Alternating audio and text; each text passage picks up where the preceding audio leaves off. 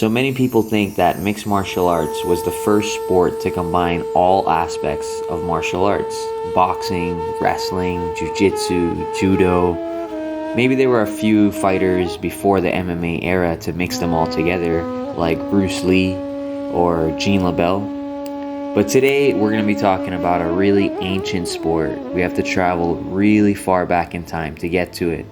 This sport is so old, it predates ancient Rome and its gladiators. It was before the first Shaolin monks in China learning Kung Fu.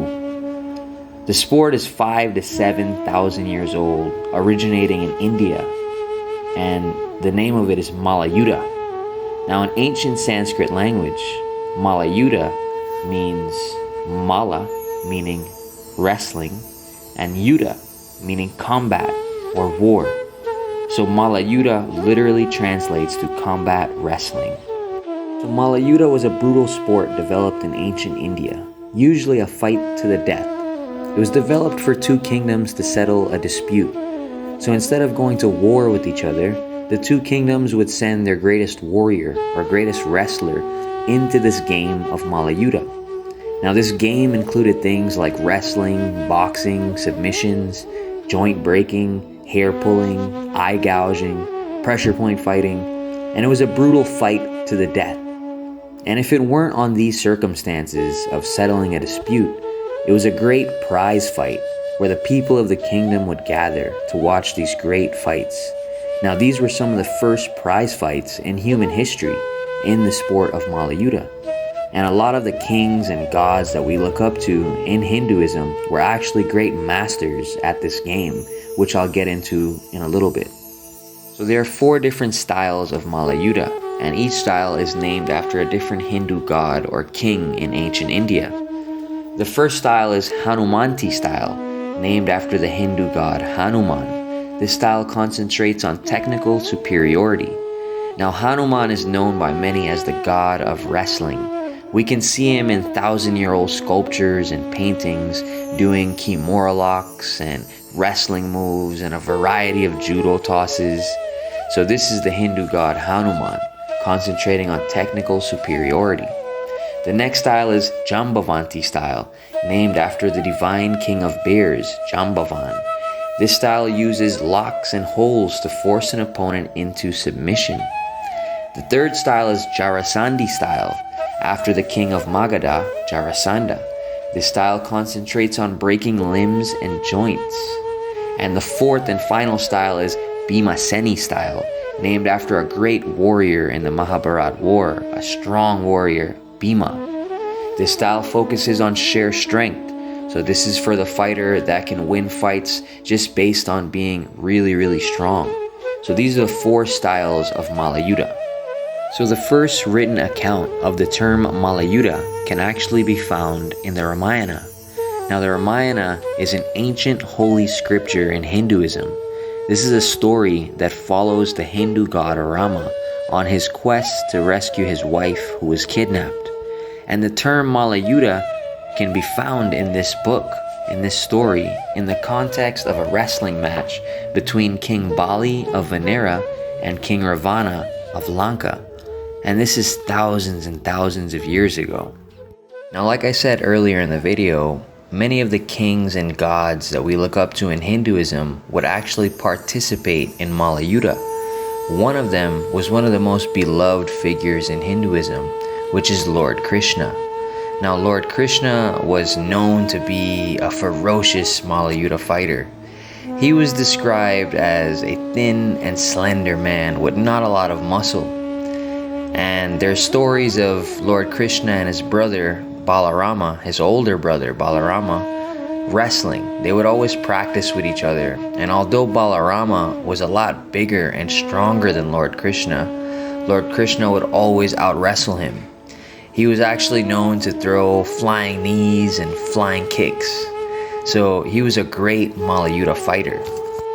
Now if you're unfamiliar with who Lord Krishna is, in Hinduism, he's considered to be a complete reincarnation of God. He's actually the 8th avatar of the Hindu god Vishnu. Vishnu is the sustainer and preserver of the world. So Lord Krishna walked the earth about 5,000 years ago. His birthday was July 21st, 3228 BC. And he was a kingmaker, a profound statesman, an advisor to many kings, and a very smart man. His life's work was dedicated to marrying the political and spiritual process. He wanted to ensure that all the kings and all the leaders of all the lands were spiritually enlightened, because he felt if the kings were enlightened, it would trickle down to the people of the land and they would be enlightened. Now, he made such an impact on society in his time that many ancient authors went through a lot to keep record of all the accounts of Lord Krishna's life and everything that he did. In today's day and age, there's also a lot of archaeological and geological evidence proving that he was indeed a real man that walked the earth. In Lord Krishna's earlier years, when he was a young boy, he was actually known as a terrible prankster. He was known to prank all the people in the village. Him and his friends would sneak into the neighbors' houses and steal their butter. Now, back in those ancient times, butter was considered a delicacy or a dessert. In Hinduism, there's a lot of imagery of young Krishna sneaking into the houses of his neighbors and climbing up on one another's shoulders because they were so short to reach the butter. And so they would steal the butter from the village people and they would play pranks on them. So as a young boy, he was a prankster. And as he grew up a little bit as a teenager, he was considered somewhat of a lover boy. He would play his flute for all the gopis and all the girls in the village, and he would mesmerize them with his flute and almost hypnotize the people of the village with his wonderful music. And as he grew up a little bit older, he became a ferocious warrior and a kingmaker and a great malayuta fighter.